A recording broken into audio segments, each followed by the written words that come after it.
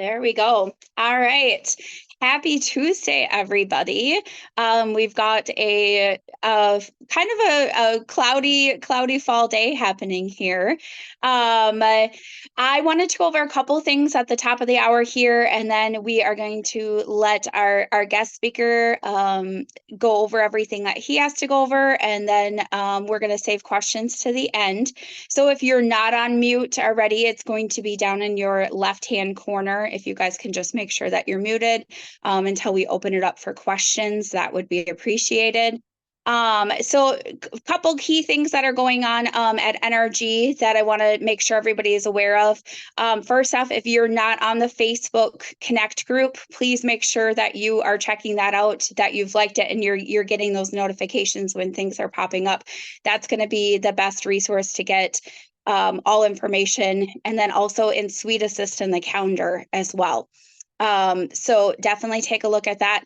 So this Thursday, we have our NRG meet and greet coming up at Cowboy Jack's. So 1 o'clock, we're having our new agents come for orientation from 1 to 2, kind of go over systems, processes. If you want a refresher on that, you are more than welcome to come at that time. And then from 2 to 3, we have our title and lenders coming in, giving us an update about the market, kind of helping out with different situations. And then from 3 to 5, we have networking happening. So, we're going to have some drinks, appetizers, just network with fellow agents. So if you haven't, please make sure that you go on to the NRG Facebook and RSVP for that event, so we know, kind of have a good idea of who's coming. And then also take a look. We have a CE class coming up in November. We'll send out some more information about that. But for CE, we're all going to have to start thinking about that in the new year. So as soon as we can get some of that stuff done, that's always a positive. So let me just make sure we've got everybody. All right, I am going to go ahead and turn the floor over to Omid. Omid, you should be good to go if you want to be on video. You can unmute yourself, and then I will let you have the floor. Hi, good morning, everyone. Hi, Patrick. I see some familiar faces. So I'm going to go ahead and introduce myself for those who don't know me. My name is Omid. Quick background on myself. I got into real estate in 2001, and I was with quite a few different agencies. And then in about 2013, I joined National Realty Guild, and I was an agent there for quite a while. Can everyone hear me? Okay. So I discontinued being a realtor, and now I'm an acquisition manager for an investment company. Practically what we do is we buy houses cash. So the reason for me presenting to NRG is I play a different role at NRG as well. As some of you may know, I handle some of the recruitment here. So I speak with tons of agents and talk about how great of a company NRG is and see if they want to join. So that's about 10% of my work life, and the other 90% is being an acquisition manager. So my job is practically searching for great deals in real estate. And there's an intersection of that and a lot of agents having a long-term relationship with me in the business world, bringing properties that we can buy. Our goal as I work with Lively Group, that's our buying entity, Lively Holdings actually. And we're actually also in the process of acquiring a few different companies that purchase investment real estate. Our goal is to buy between 20 and 30 properties every month. The two years ago, 2021 was really busy. 2022 was also pretty busy. 2023 has been less busy, obviously, with more of the macro market factors that are happening and a slight uncertainty in the real estate world. But that's pretty much my background. I know a lot of people at NRG. I've done a lot of deals with some of the agents at National Realty Guild as well. But basically, our company are what I like to call an L buyer. So L buyer stands for local buyer, which is a little bit different from I buyer. So I buyers or internet buyers are a lot of the bigger companies that value value properties based on an algorithm. And I feel like what's different about our company is that we're local. And I spent 19 or 20 years um, working on the retail side of real estate, aka showing probably tens of thousands of homes to buyers over 20 years. Even when the market crashed in the last downturn, I spent a lot of time doing BPOs. And so this was back when, I was still printing directions on MapQuest, and I needed a flashlight. uh, Sometimes I couldn't find the homes after 4 p.m. in the winter because it was dark. But when houses weren't selling between 2007 and probably about 2009 or 2010, I spent a lot of time doing BPOs or valuing properties for a third party company. And that kind of was my introduction into the investment world. Um, so that kind of uh, that background has helped me be less of a kind of machine internet buyer that goes with an algorithm to being more of a buyer that is very in tune with the retail side. A lot of the properties that we buy are distressed properties. So it takes a lot of empathy dealing with homeowners who are in a distressed situation. Sometimes there are foreclosures that we buy. Sometimes there are hoarder homes. Sometimes there are people who have a health issue and they're unable to take care of the home. And so that personable touch is kind of what we bring. We're also local, so we don't buy all over the country. We care about the homes, about the owners, and about the neighborhoods. And so we're a little bit different there from the I buyers, and that's why we call ourselves L buyers. My job at the company is acquisition. So I deal with a lot of sources of getting property basically in as is condition. Our company pays cash. We love dealing with agents. A lot of the properties that we buy come from agents. And it's kind of a great situation for an agent. In fact, when I was a regular agent before I was in the investment world, I used to wish that I had someone like myself and what I do now, that I could bring distressed properties to and who could buy as is and not care what the paint color in the kitchen is, for instance, right? Buying cash as is. And in order to get a good deal, we try to make it as convenient as possible for the seller. So a couple of examples of recent houses that we've done.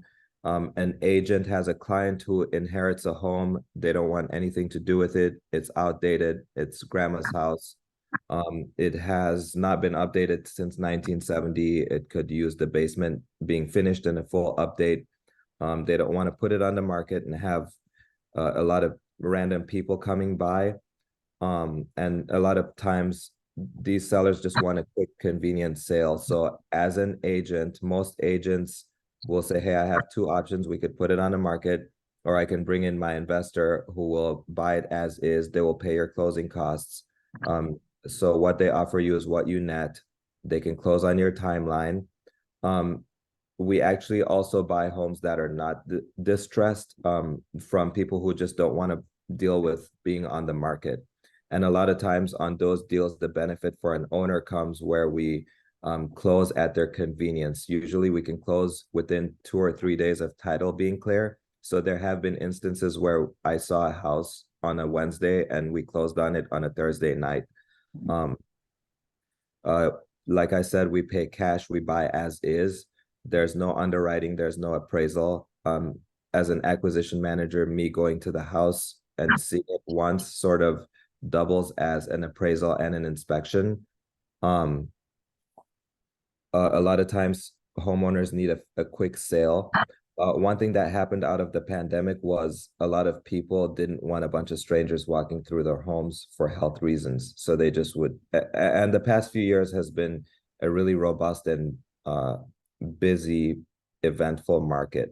So it's been kind of a world where a lot of people make enough if they sell to a cash buyer.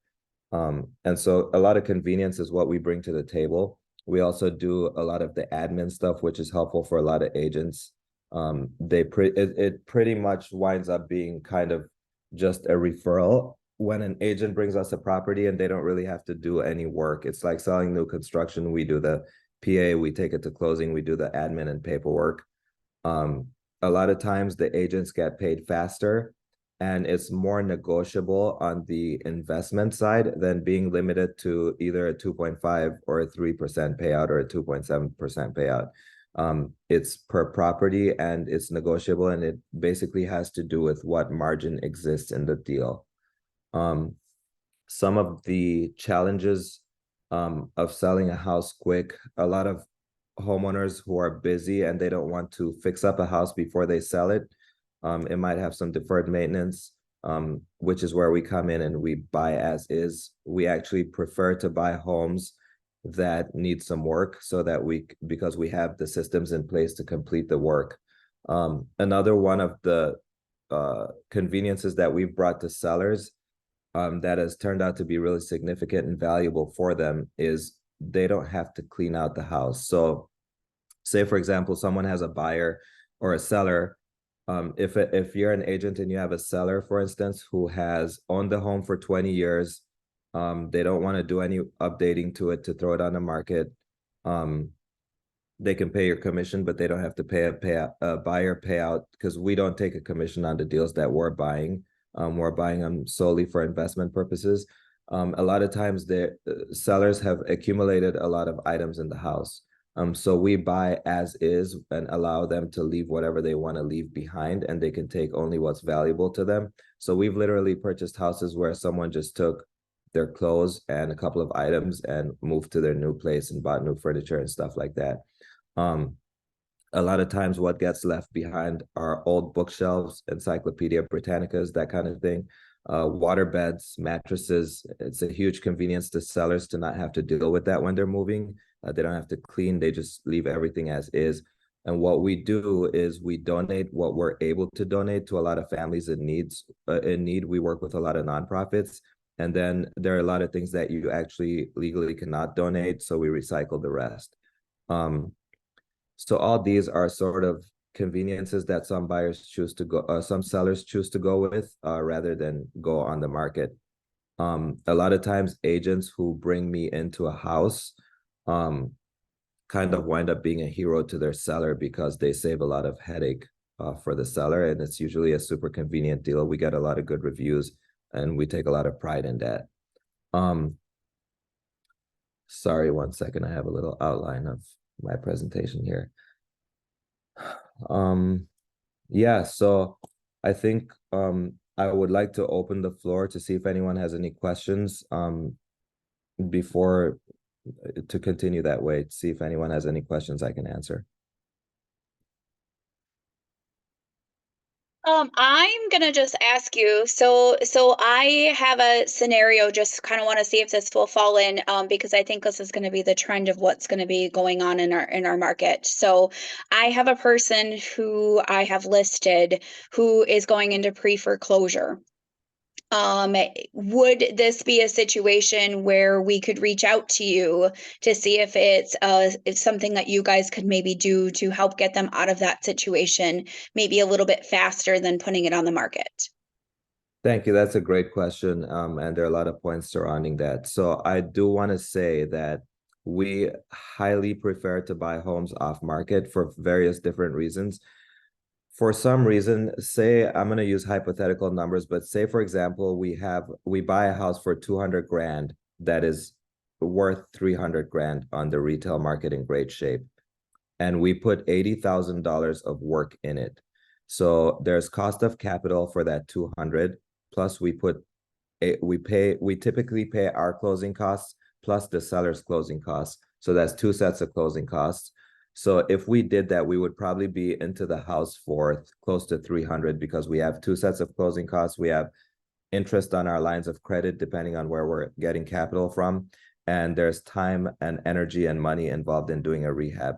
And if we try to sell the home for 300 and it was purchased by us on the market for 200, a lot of people can't wrap their heads around paying 300 for something that we just bought for 200, because all the intangibles and the amount of money we spent on the rehab and the work we did, and the time cost and the energy cost of managing a crew to fix the house are invisible to the end buyer.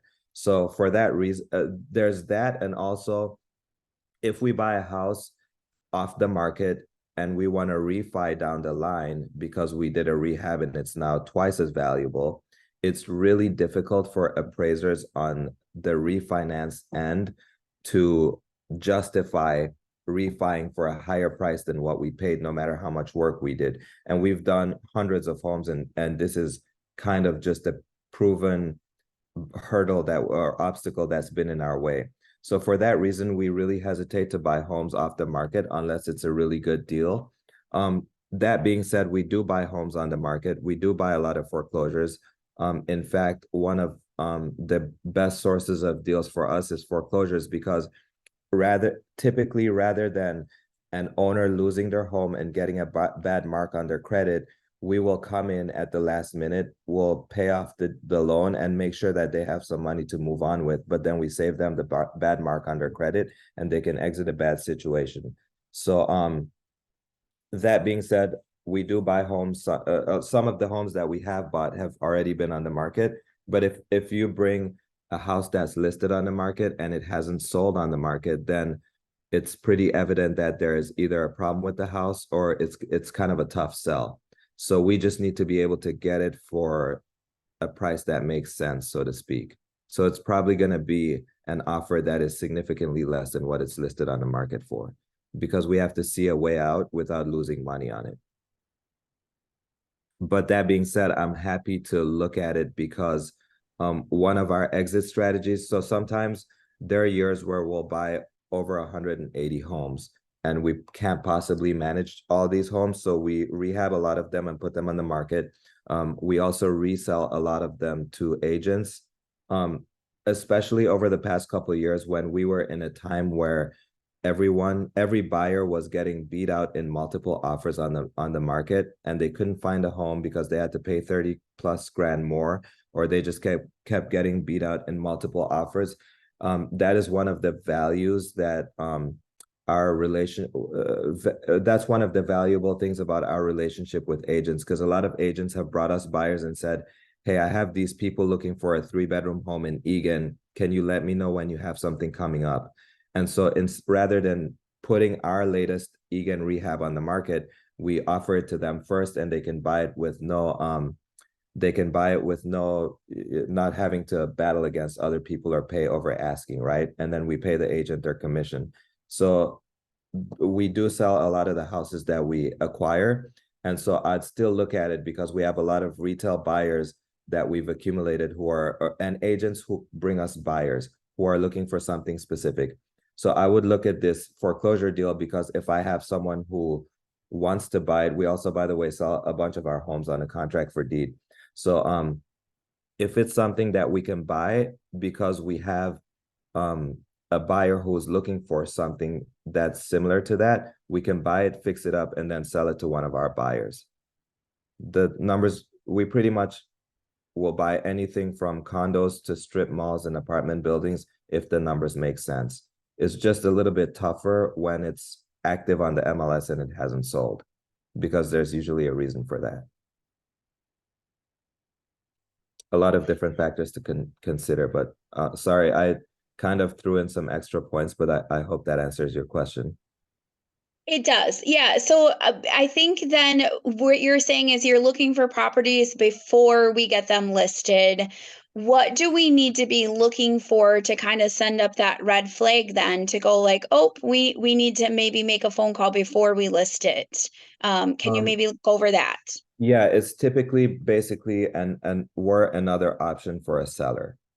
And we do get a lot of properties sent to us right before they go on the market, because sellers want to test the water to see what they could get on a quick cash offer without going live online. and we like off-market properties more. So I don't think there's necessarily a red flag situation where you would call us in, but we got a lot of agents from different companies also, with as different from NRG. We were affiliated with a lot of brokerages where before they list a house, they'll send us the details to see if it's something we would be interested in. So it doesn't have to be a red flag situation. It just winds up being that distressed properties. If you get a seller whose house needs a lot of work, or they need to do more work than they're comfortable doing, or they have accumulated 30 years of stuff and it's going to cost them $8,000 to, like, declutter the stuff that they have in the house, or say they need they had a pipe burst and the basement bathroom is leaking and they don't have the money to fix it and make it market ready, then a lot of people call us. Usually if a house needs work, or if it's a foreclosure situation, or if it's a probate situation, a lot of people who inherit a house because of probate, or because they inherited it from a family member that passed away or something, are ill-equipped to fix it up and get it market ready. Or a lot of times they just don't want to do the work. So say, for example, you get a house and it's worth 300, but you can sell it for 270, or you would have to put 30,000 in it to sell it for 300. You might as well sell it for 270 to someone who like has the tools in place to get it up to 300. So a lot of people exit because of that. I don't think there's like, the ideal scenarios are, I would say, distressed properties that need work. And they can be different. Sometimes we buy packages of, someone has been investing for 10 years and they have 12 duplexes and they're tired of managing 12 different properties. So they want to sell all of them in 1031 into an apartment building, and we'll buy the entire package. So, and sometimes we do that and they're in good condition because they've been kept up. So I would say motivated sellers are, if I had to generalize, I would say motivated sellers, but I definitely wouldn't say there needs to be a red flag for you to send us a property. We get a lot of ones that are just kind of hard to sell on the market. Maybe they're on a busy street, maybe there are power lines above it, maybe it's, on the other side of a railroad track or in an industrial area, and that kind of thing. So typically a lot of agents will just call us because it's a convenience to the seller. Some people just want a quick close. Some people don't want to deal with being on the market and having to leave their house in the winter for showings, or, board their dogs so that a bunch of, people can come and see the house. I think Sandy has a question about rural zoning.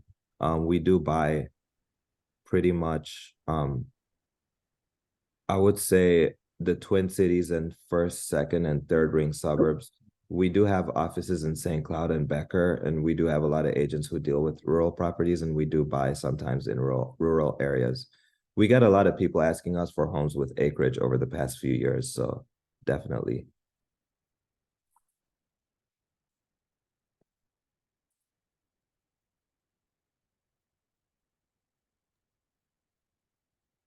Any other questions?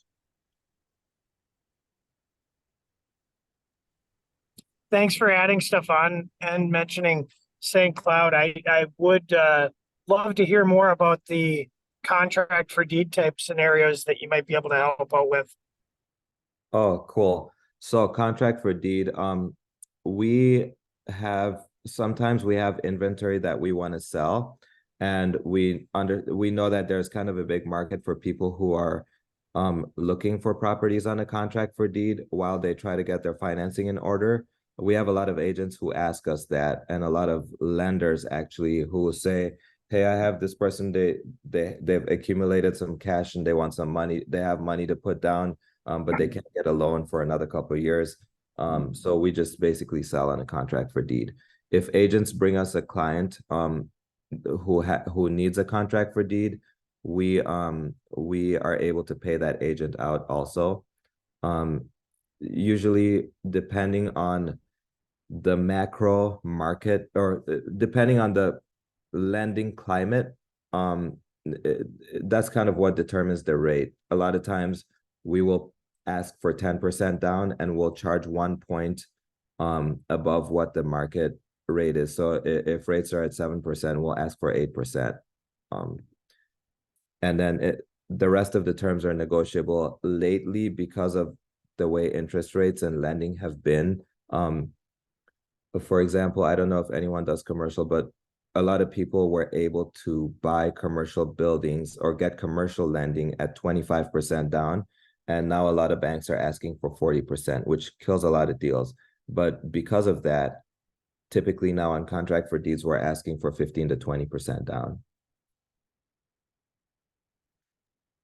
Do you know if you have anything in the St. Cloud area for contract for deed? I would have to check our inventory because it changes pretty fast. But I can definitely check and let you know. I'm gonna write down your info right now so that I can check on that for you. I actually handled the acquisitions, and we have someone else who handles our disposition or selling. So I'll connect you with them and they can let you know. Yeah, definitely love to get in touch. My phone number is 320-291-4227. If you send me a text with your stuff, I'll enter it all in, send you an email and everything. Perfect. I will get in touch with you after this. Thanks again. If anybody wants to get a hold of each other, you can contact Francis or myself to give you their numbers.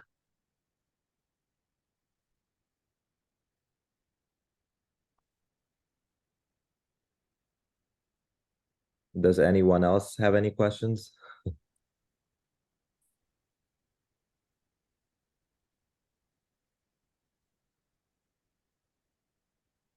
Would anyone like me to kind of recap a couple of transactions that I've done lately, just to see if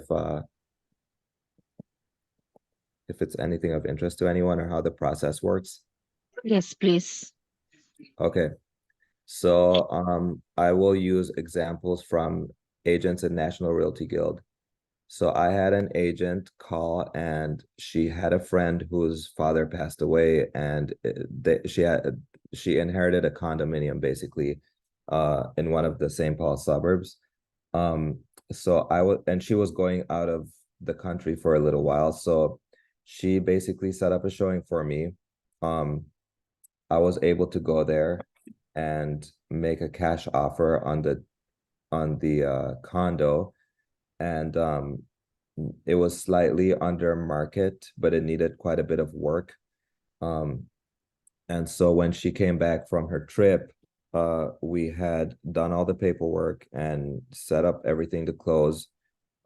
It wasn't a distressed seller in the sense that she was selling the property that she lived in, but she was selling a property that she inherited from her dad. It was a really helpful situation because she was someone who traveled a lot and was super busy and couldn't really, because of the emotional ties, it was a difficult situation for her, a sensitive situation for her to try to put it on the market and deal with everything that came along with it. So it was a helpful situation for her. I also have agents at National Realty Guild who do flips. She's one that I have in mind is an agent, and her husband is a contractor. So a lot of times on months that we take possession of too many properties, that we have our own construction crew with 12 people on salary. So there's only so much they can do. And usually if we have properties that they cannot get to for another month or two, we will sell them, because we have a lot of investors who come to us looking for properties, since we spend a lot of time trying to find good deals on properties. We have a lot of other investors who come to us to try to get like a good deal to flip or something. And so there's an agent at NRG whose husband is a contractor, and so far we've done quite a few deals, less than 10, but still a lot of deals. And they'll buy it. Her husband will do the rehab, and then she'll throw it on the market as a listing. We also have another agent at NRG who called me a couple of months ago, and she had a family an in-law whose parent went to a senior living facility, and so the house that they had owned for 40 years was a little bit outdated. They hadn't been able to take care of it for quite a few years, needed a complete update, a complete rehab. So they owed some money. She brought me in. I told her what I thought we could pay based on what the growth forecast with property values was looking like for that area. This was out in Wyoming, Minnesota. So I don't know if that's considered rural. It's like north of Forest Lake. It wasn't exactly rural, but it was a little bit far out there. So we were able to buy the house, and it was a very convenient situation. We were able to close on it within 10 days. And they were able to pay there was like a lien, and they needed some money for the senior facility. So they needed to exit the property pretty quick. It would have probably sat for a while on the market just because it was so outdated and needed work. It had like a toilet in the basement in an unfinished area, so we had to build a bathroom around it. And the whole nine, full carpet, full paint, new doors, new trim, light fixtures, painted the ceiling. It was like a smoker house. Used one of the ozone machines to get the smell out of the house, but it was a very convenient situation for the agent to help her family member out. We've also done some that are pretty retail deals from people who simply did not want to. The one I have in mind, they had two big dogs, and they didn't want to have to like remove their dogs every time someone came for a showing. It was inconvenient. They were really busy, worked all the time. So they had, most people who bought a house a few years ago built some equity. So they didn't get what they would get on the MLS, but a lot of sellers who list houses on the MLS net 8 to 10% less anyway, because they pay out commissions. They usually pay seller assisted closing costs. They pay an extra month or two of mortgage because underwriting and the closing doesn't happen for 45 to 60 days. So they were able to net almost the same as what they would have netted, minus the hassle of putting the house on the market for top dollar. And we were able to come and buy it as is. We paid our closing costs, paid their closing costs, paid cash. We lined up the closing for the same day that they were going to close on a different house. They were able to win on a different house in multiple offers because they were able to show that they were selling their homes cash. They showed the page 1 of our deal with them, which was the sale of their home, and our proof of funds. It was a convenient situation for them. They didn't have to clean. They didn't have to empty or trash out the house. They wanted new furniture and all new stuff. So they just took personal belongings that was important to them. And we were able to buy the house, fix it up, and list it. Those are just a few examples of deals that we've done. Philip, Hey, how you doing, Philip? good. How are you We do a doing? lot of work with Philip. So you're the guest speaker today? I am. Cool.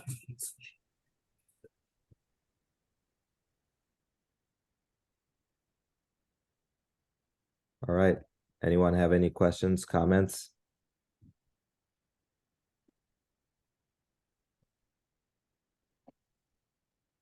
Philip, did you have a question? So I missed everything. What were you talking about? We're talking about what I do, Oh, okay. buying investment Well, property. you guys, I'll mention, this is Randy again, I don't know, everybody's seen all of like that Chris Lindahl guy's billboards, but basically it's just got financial buyers in the background, and it's a way to sit down at somebody's kitchen and table and meet with them. And, if you got somebody like them in your pocket, you can basically say, oh, let me get you an offer before we even hit the market. And it's a way to get in their living room and meet people. And, I guess the majority of the time, they don't even really look at that offer. You wind up just shaking hands and listing the house and stuff like that. So this is definitely a tool to put in your bag. Yeah, I would say for agents, it's definitely valuable to be able to present this option to your sellers, because like selling a house is stressful for a lot of people, and it's just one way that exists for a more stress-free process. I feel like my experience being an agent for 20 years has helped me a lot with dealing with sellers or dealing with agents and understanding what agents need to convey to their sellers. And so that's been a huge asset for me in what I do. And it's really different from, I won't say any names, but a lot of the mega buyers from Silicon Valley, because they just use an algorithm, and a lot of times they have fees on the back end. A lot of the bigger companies that we go against, when they call me and I go, the story that I hear a lot is, hey, we got this offer from these people and we were approaching closing, and they tacked on a lot of fees on the back end, and now we have to pay. It's going to cost us, we're going to take an 18% hit if we sell to them. So like, what can you offer us? And we're pretty straightforward with what we offer. So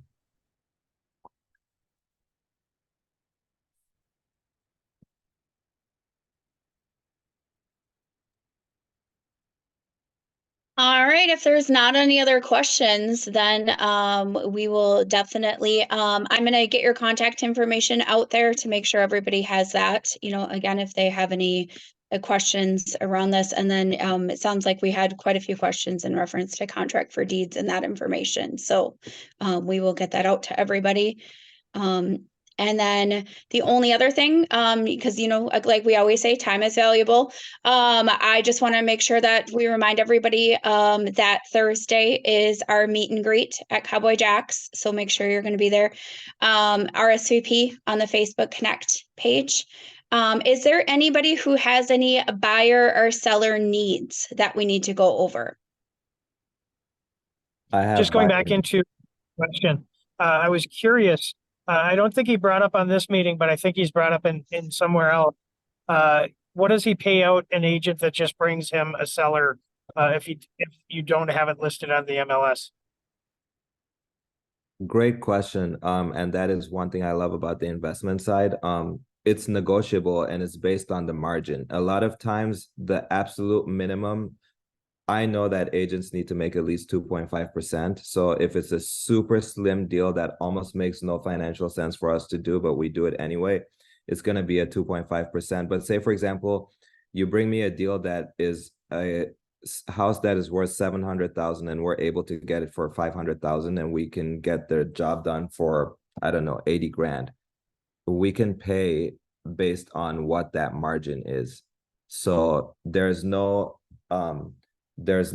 like there's no standard, but the minimum is going to be 2.53% around there, and it can only go up from there. There are agents who have brought us deals because we're able to get it with a decent enough margin where we can pay them what amounts to be like 8 or 9 or 10% on what the profit would be from, or what they would have made if it would have been like if they listed it and they got paid 10%. So there are no parameters like, oh, it's going to be between 2.5 and 3.5%. It's negotiable and it's per deal. But at the minimum, it's going to be what someone would make by selling it on the MLS. And then I think, somebody that hasn't used you or anything like that, another question that people would probably be interested in is how worried do they have to be that you would steal their business from them? Well, I'm not an agent, and so I have no interest in, like, I'm not an agent, so like I don't list houses. And there are many ways to like solve that problem in a normal world, right? You can have an agent, you can have agency with your you can have an agency relationship, you can sign a one-time showing agreement, but I have no interest in stealing anyone's client because I'm not. Even if I was an agent, I think that's highly unethical. It's definitely a no-no, but I don't list houses, so I'm just trying to buy. I just thought people might like to know that are new or something like that. So yeah, thanks again. No, that's a great question. Can I ask a question? Yeah, absolutely. Is it possible then, since you're not an agent, if I bring you a house, that you can quote pay me by letting me sell the house then when you're done with it? It is possible. It's something we would need to negotiate on the front end. If like all this stuff is negotiable, but we have someone at our company who lists the properties that we sell if we don't hold them. So a lot of the houses that we buy, we hold and we rent them out. Oh, I see. It's usually not even our intention to resell them unless we are in a position where like we have too many projects on our plate, or sometimes it just depends on the market. In a really good buyer's market where people are paying a ton of money over asking, like if we flip something and we can make a good profit on it, we will. So it just depends, but that's something that can be negotiated on the front end. I We see. have done Okay, that thanks. before with agents. So that's something I would definitely bring up if that's what you're looking to do. We get a lot of If you're keeping them all, if you're keeping most of them, then do you have specific areas that you're mostly looking for for rentals? Are there areas that you don't want rentals and you'd be more likely to just sell the house, or that you don't even look in? No, there's so many unique factors with each transaction. I can't really answer that because we're trying to buy, like we buy everywhere. I'll look at a house in Belle Plaine, I will look at a house in Monticello, I'll look at a house in Forest Lake.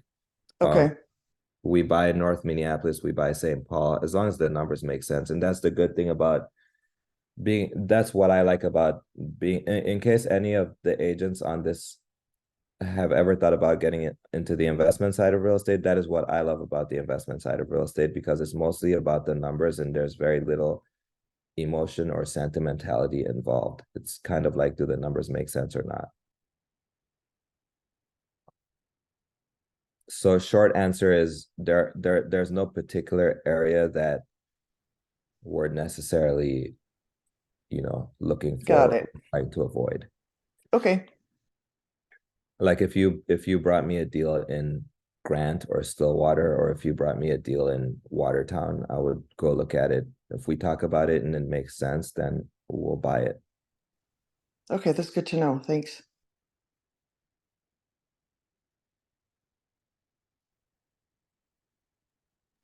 Did you say that you're also interested in commercial properties or no? Yes, we do commercial transactions. We look for strip malls a lot. We've done quite a few. This year, not so much, but last year, a lot of the business we did was apartment buildings. We love 12 Okay, units, 8 units. Yeah, we do commercial. Not so much great. office, but it Okay, depends. A lot of mixed use. Not so much office, because I do think that there's going to be quite an abundance of available office space that you can get for a good deal. Most of that they're trying to figure out how to repurpose. right. I think they're doing a lot of like everybody wants storage space apparently. Mini storage Storage is is the actually hot a really thing. good business because it's we have some investors who are constantly asking us if we can help them find outskirts of the Twin Cities storage space, because you Yep, automate the entire and parking operation. areas. Yeah, and so there's very little overhead once you own it, and you're just cash flowing on people who rent it, It's very little management. Exactly. Yeah, that seems to be very popular. The other thing is I don't know if you find this, but parking. I have clients who are looking for, again, outskirts areas with parking that they Yeah, can we make get a into lot a of parking requests lot. we get a lot of requests for semi parking off major highways. And Same, we've looked at a lot exactly. of spaces that seem ideal, but there are a lot of factors that also go into that. It's very hard to find. It's hard to find. A lot of cities have to okay it, and then logistically you want to be somewhere where there's an exit off ramp and an on ramp super close, because so many trucks are going to be turning there, and because That's a of good truck point. traffic. Yeah, and then you obviously want to be off a major highway, so it's actually harder to find than it appears. Yeah, the zoning is a big issue. Yeah. Yeah, so some of the things I'm looking for currently, obviously a lot of single family homes, because those are fast and easy transactions, but looking for apartment buildings, looking for event spaces, like spaces where people can build pickleball courts, because it's Oh. the fastest growing sport in America, and there's a huge demand for that. And truck There's parking also a spaces. huge demand for indoor soccer areas Yeah, too. I have a client that needs a space for that, and it's been really hard to find. Yeah, it is hard to find. Yep. I'm looking for that too.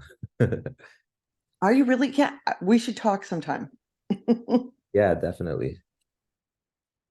Um, Can you hear me? yes, Okay, so is that your number? 612-245-7020? yes, correct. Anyone can call Okay, me anytime. I like to be on a cell phone basis with people. It's easy. okay, Call or text or email me anytime. wonderful. Thanks so much. Yep. Omid, are you gonna make it on Thursday? I'm actually taking my son to DC for a college visit on Thursday morning. I wish I could make it. Can we do it Wednesday instead? Too late. I'm not that important, It's I too guess. bad. Next one, though, we should plan the next one. Yeah. I think there was somebody out there who had a buyer or seller need. I want to make sure we get that.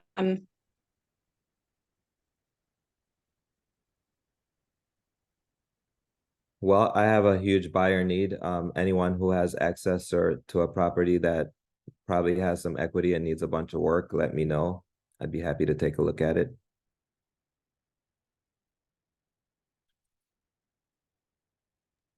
That's you as the buyer. Yes, correct. I'd like to be everybody's number one cash buyer, so let me know if you come across anything. Anybody else have any buyer or seller needs or listings coming up? Anything out there? I could say I always have buyer needs for houses with large number of bedrooms, 5 or more bedrooms. It's really hard for me to find. Single family or multifamily? Single family. Are they group home buyers? Nope. They just have a lot of kids. Okay. Any specific areas?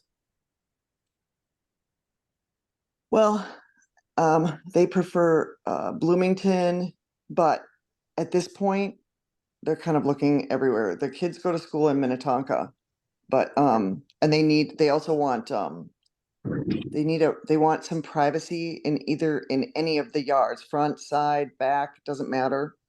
They need some privacy, and they want, again, an area where their kids can play soccer. So they want so area with privacy and at least 5 bedrooms, and it's got to be under 550. Okay. And yeah, ideally it'd be in Minnetonka, but it like doesn't exist. So Can it need work or it has to be good to go? it has to be turnkey, pretty Okay. much. Or, things like the utilities need to be changed out, that kind of thing. Stuff, it can need the kind of work that you don't do yourself, as a buyer. Okay. Hi. Hi, this is Erica. I have one coming up in Minnetonka, I'm sorry.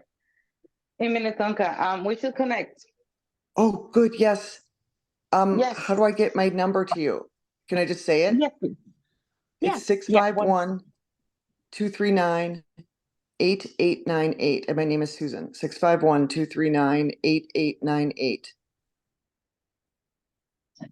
Okay, I will give you a call after this. Thank you.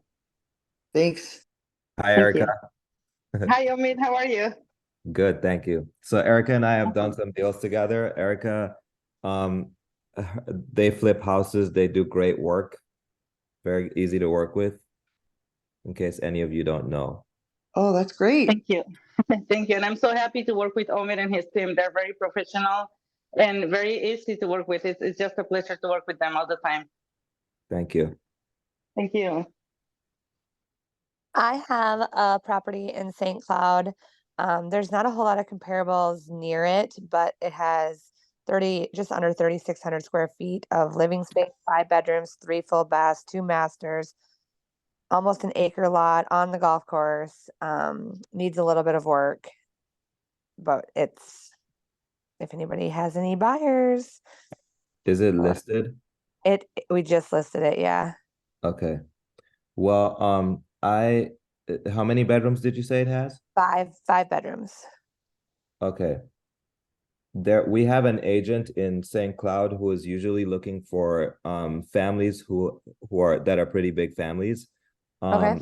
So maybe I can connect you with him, and he might have people to bring through. Awesome. That would be great. Thank you. Yeah. There's tons So for of that house, potential. Oh, excuse me, can you hear me? yep. Yeah, for that house, so I have a group home buyers. I have like 3 or 4 of them. In the St. Paul, Oakdale, Woodbury, or Minneapolis area. I mean, south east or south Minneapolis area. So I think the one you just said going to be if it's like main level 3 or 4 bedroom on the main level, that can work. So, and also for the rest of you, if you do have any listings on that area, please let me know.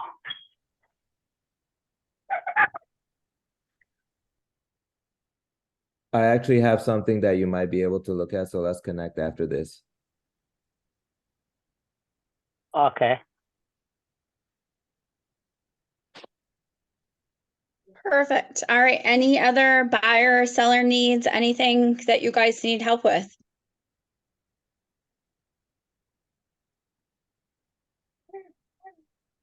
Okay. All right. If not, we will be excited to see all of you guys on Thursday. Again, the process for that is, 1 to 2 o'clock, we're doing new agent orientation. If you want a refresher on things, definitely you can come to that 1 to 2 o'clock. 2 to 3 is title and lender updates. And then from 3 to 5, we are doing our social meet and greet network with other agents. So definitely check out the Facebook Connect page at NRG, RSVP to that, and then we will see you guys on Thursday. And then watch for that CE class coming in November. We'll get that out to everybody, and we'll make sure that you RSVP to that as well. If there's anything else, reach out to the admin. Francis is a great tool at NRG to use. So thank you so much to everybody who's attended, taken the time. Time is your most valuable asset. And we will see you guys on Thursday. Thank you. Thank you. Bye. Thanks, everyone. Bye. Thanks, Thank you. Bye. Bye. Thank you so much.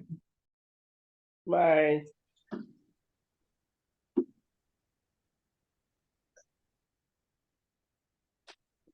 Bye.